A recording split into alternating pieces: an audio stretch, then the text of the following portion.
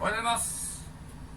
今回はコメント欄でアレルギーのため卵なし、長芋なしでふっくらしたお好み焼きを作れないでしょうかというコメントがありましたので、それに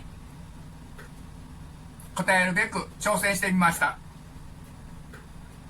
結果はふわふわのお好みではなくとろとろのお好みになってしまいました。申し訳ありません。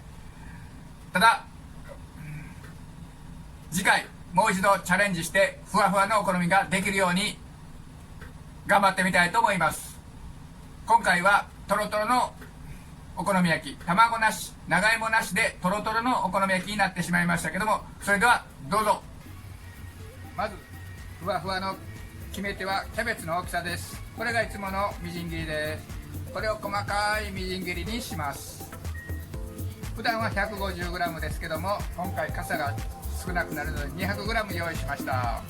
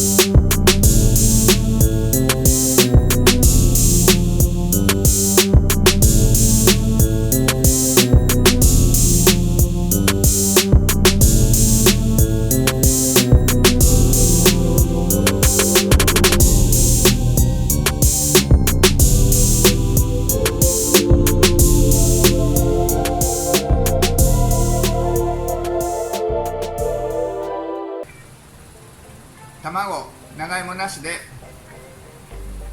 ふわふわのお好みに挑戦しましたが、残念ながらトロトロになってしまいました。原因は多分キャベツの大きさを細かくしすぎたと思います。次回はもう少しキャベツの大きさを加減して作ってみたいと思います。それと生地の濃さも関係があるかと思います。生地をもう少し硬いめに作ってみたいと思います。それでふわふわのお好みになるかと思います。以上、ご視聴ありがとうございました。よければチャンネル登録よろしくお願いします。お疲れ様でした。